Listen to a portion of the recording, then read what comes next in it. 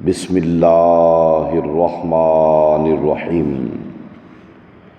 قد فرض اللہ لکم تحلۃ ایمانکم واللہ مولاکم وہو العلیم الحکیم۔ اللہ ذوالجلال والاکرام نے تمہارے لیے لازم قرار دے دیا ہے کہ تم اپنی قسموں کا کفارہ ادا کرو اور ان کو توڑ دو، اور اللہ ذوالجلال والاکرام تمہارے حقیقی مددگار ہیں، اور وہ اللہ ذوالجلال والاکرام ہی ہیں جو سب سے بڑھ کر علم والے اور سب سے بڑھ کر حکمت اور دانائی والے ہیں۔ سورہ التحریم 28واں پارہ، اس کی دوسری آیت مبارکہ۔ اس سے قبل بھی آپ کے سامنے اسی آیت مبارکہ کے متعلق چند احکامات ذکر کیے تھے کہ پیارے رسول صلی اللہ علیہ وآلہ وسلم آپ نے جب ایک حلال چیز یعنی شہد، یا بعض روایات میں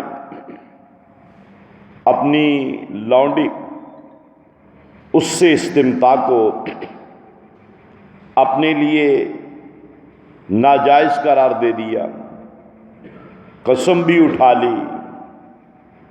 تو آپ صلی اللہ علیہ وسلم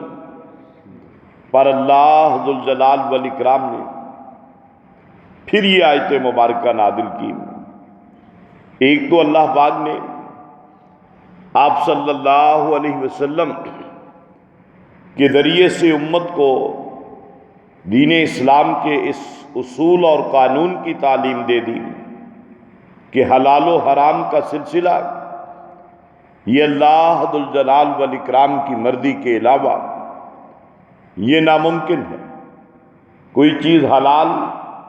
کرنا، کسی چیز کو حرام ٹھہرانا، یہ صرف اور صرف اللہ ذوالجلال والاکرام کے اختیار میں ہے۔ اور پیارے رسول صلی اللہ علیہ وآلہ وسلم اب اس نظام کو آپ مکمل کر چکے ہیں۔ اب قیامت تک کے لیے حلال چیزیں، حلال اور جائز اعمال وہ حلال ہی رہیں گے، اور حرام قرار دیے گئے ان کو حرام قرار دیا جائے گا۔ آپ صلی اللہ علیہ وسلم نے بعض معمولی حالات کے تحت جب ایک حلال چیز کو صرف اپنے لیے ممنوع قرار دیا، حالانکہ آپ نے حرام نہیں قرار دیا کہ اب یہ امت کے لیے حرام ہو گئی ہے، نہیں، صرف اپنے لیے آپ نے قرار دیا۔ اللہ ذوالجلال والاکرام نے اب اس میں بھی آپ صلی اللہ علیہ وآلہ وسلم کو اس بات کی تلقین کی کہ اب یہ چونکہ آپ امت کے لیے اسوہ ہیں، آپ کا ہر عمل امت کے لیے قابل عمل ہے، قابل اتباع ہے، واجب الاتباع ہے، لہذا چونکہ آپ نے قسم اٹھا لی ہے، لہذا اپنی اس قسم کا کفارہ دیں۔ ایک تو اس میں یہ تعلیم دی گئی ہے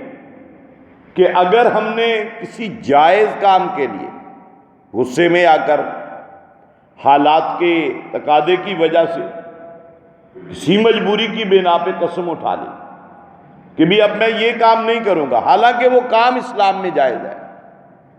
اسلام نے اس کی اجازت دی ہے، اسلام نے اس کی ترغیب دی ہے، اسلام نے مومنوں کے لیے اس کو جائز قرار دیا ہے۔ آپ قسم اٹھا لیں کہ جی اب میں یہ کام نہیں زندگی بھر کروں گا، اسلام نے اب اس کے بارے میں ہمیں یہی حکم دیا ہے کہ اگر تو وہ کام ثواب والا ہے، اگر وہ کام نیکی والا ہے، اگر اس کام کے اندر دنیاوی اور اخروی فوائد موجود ہیں، تو ایک مومن مسلمان آدمی کے لیے ضروری ہے کہ اپنی اس قسم کو توڑ دے۔ اور اس کا کفارہ ادا کرے۔ ہاں البتہ کسی ایسے کام کے لیے جس کے رکنے کی گنجائش اسلام نے دی ہے، اس میں آپ جو ہے وہ قسم اٹھا سکتے ہیں، اور اگر بعد میں اس قسم کے مطابق نہیں چلنا چاہتے تو پھر بھی کفارہ دے کے آپ وہ کام کر سکتے ہیں۔ ایک تو بات قسم کے بارے میں یہ ذہن میں رکھنی چاہیے، قسم اللہ ذو الجلال والاکرام کے علاوہ کسی اور کے نام کی نہیں اٹھائی جا سکتی۔ کوئی بندہ اللہ تعالیٰ کی قسم اٹھائے یہ جائز ہے، یا پھر کلام اللہ جو کہ اللہ تعالیٰ کی صفت ہے قرآن مجید فرقان، چونکہ یہ اللہ کا کلام ہے، مخلوق نہیں ہے، اس کی بھی قسم اٹھائی جا سکتی ہے۔ اس کے علاوہ آدمی کسی چیز کی قسم اٹھائے، آپ صلی اللہ علیہ وسلم نے اسے شرک قرار دیا ہے، معمولی گناہ نہیں، شرک قرار دیا ہے۔ جیسا کہ ہم بعض اوقات ہمارے ہاتھ میں کوئی کھانے کی چیز ہوتی ہے، ہم اس کی قسم اٹھا لیتے ہیں کہ جناب یہ رزق ہے، اس کی قسم ہے، تو رزق کی نہیں ہے، رازق کی قسم اٹھائی جا سکتی ہے کہ بھئی میرے ہاتھ میں جو کھانا ہے یہ اللہ کا دیا ہوا ہے، وہ اللہ جو ہمارا رازق ہے میں اس کی قسم اٹھاتا ہوں۔ بعض اوقات کوئی بندہ اپنی اولاد اس کے سر پہ ہاتھ رکھ کے قسم اٹھاتا ہے، تو یہ بھی بات جو ہے وہ درست نہیں ہے، اولاد کے نام کی قسم بھی جائز نہیں ہے، اور کسی کی محبت کی قسم نہیں، یہ بھی غلط ہے۔ اور پھر یہ معمولی جرم نہیں ہے، یہ معمولی گناہ نہیں ہے، بلکہ اسلام نے فرمایا کہ یہ اتنے بڑے گناہ ہیں کہ یہ شرک ہے۔ اور پھر اگر مومن مسلمان آدمی، جیسا کہ جناب سیدنا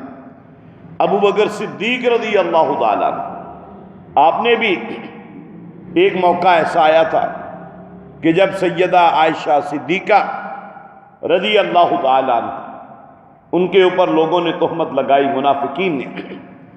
اب اس میں کچھ مسلمان بھی شامل تھے، اور ان مسلمانوں میں ایک جناب سیدنا ابو بکر صدیق رضی اللہ تعالیٰ عنہ آپ کے بڑے قریبی رشتہ دار تھے، اور وہ تھے بھی بیچارے کچھ مسکین تھے، فقیر تھے، سارے گھر کے اخراجات حضرت ابو بکر صدیق رضی اللہ تعالیٰ عنہ ان کے اٹھاتے تھے، ان کے اخراجات سارے، ان کی ساری پرورش وہ کرتے تھے، لیکن شیطان کے بہکاوے میں آ گئے، الزام لگانے والوں میں وہ بھی شامل ہو گئے۔ اب جناب ابو بکر صدیق رضی اللہ تعالیٰ عنہ ان کو اس پہ بڑا غصہ آیا کہ یہ عجیب آدمی ہے، اس کے سارے اخراجات میں اٹھاتا ہوں، میرے گھر میں یہ پرورش پا رہا ہے،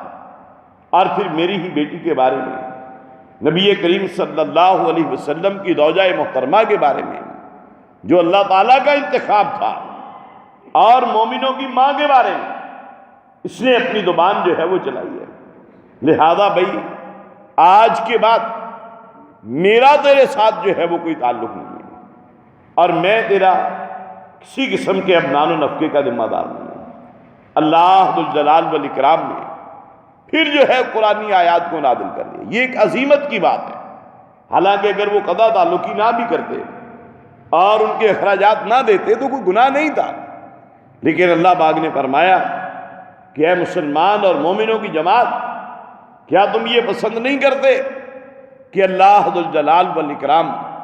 تمہاری خطاؤں کو معاف کر کے اللہ پاک تمہیں جنتی بنا دے؟ اب آپ نے فرمایا کہ کیوں نہیں، اور پھر جو ہے وہ اپنی چونکہ قسم اٹھا لی تھی کہ اے مستہ آج کے بعد میں تیرے ساتھ کوئی تعاون نہیں کروں گا، اپنا کماؤ اپنا کھاؤ بس۔ اب جو ہے جب یہ آیت نازل ہوئی، جنت کی بشارتیں ملی، مغفرت اور بخشش کے اللہ پاک نے وعدے کیے، اب جناب ابو بکر صدیق رضی اللہ تعالیٰ عنہ نے پھر جو ہے وہ اپنی قسم کا کفارہ دیا، اور قسم کا کفارہ دینے کے بعد پھر جناب ابو بکر صدیق رضی اللہ تعالیٰ عنہ نے جناب سیدنا مصطح بن اساسہ اب ان کے ساتھ اپنے معاملات جو ہیں ان کو دوبارہ جو ہے وہ چلا دیا۔ اب اس کا مطلب یہی ہے کہ کسی کام کے لیے اگر رک جانے کی آپ نے قسم کھائی اور پھر اس کے بعد آپ چاہتے ہیں کہ نہیں میں وہ کام کر لوں، اب اس سلسلہ میں قسم کھانی جائز، قسم کا کفارہ دے، اور قسم کا کفارہ دینے کے بعد اب بندہ جو ہے پھر وہ کام کر سکتا ہے۔ ہمارے ہاں ایک اور بات ہے، بعض دوست سوال پوچھتے ہیں کہ جی بس حالات ایسے تھے، میں نے جھوٹی قسم اٹھا لی، اب اس کا کیا کفارہ ہے؟ یہ جو جھوٹی قسم ہوتی ہے نا، جس سے کسی کا حق مار لیا جائے، یہ اتنا بڑا گناہ ہے، اتنا بڑا گناہ ہے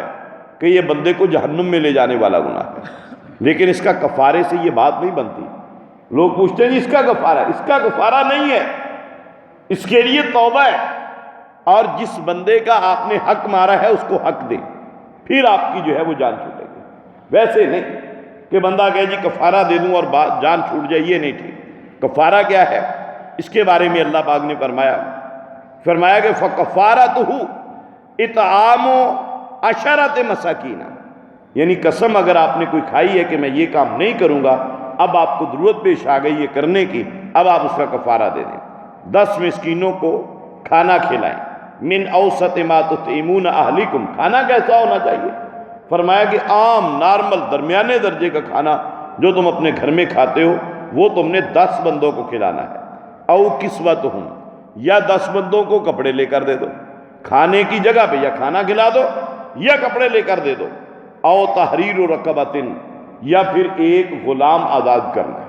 یہ ہے کفارہ قسم کا۔ فرمایا فَمَن لَّمْ يَجِدْ فَصِيَامُ 3 ایام، اور اگر کوئی بندہ بالکل ہی اتنا غریب ہے کہ وہ 10 بندوں کو کھانا بھی نہیں کھلا سکتا، 10 بندوں کو کپڑے بھی نہیں دے سکتا، اور نہ وہ غلام آزاد کروا سکتا ہے، فرمایا کہ پھر اس کے لیے ہے کہ وہ 3 دن کے روزے رکھ لے۔ ذالک کفارۃ ایمانکم اذا حلفتم، اللہ پاک نے فرمایا یہ تمہاری قسموں کا کفارہ ہے جب تم قسم اٹھا لو۔ واحفظوا ایمانکم،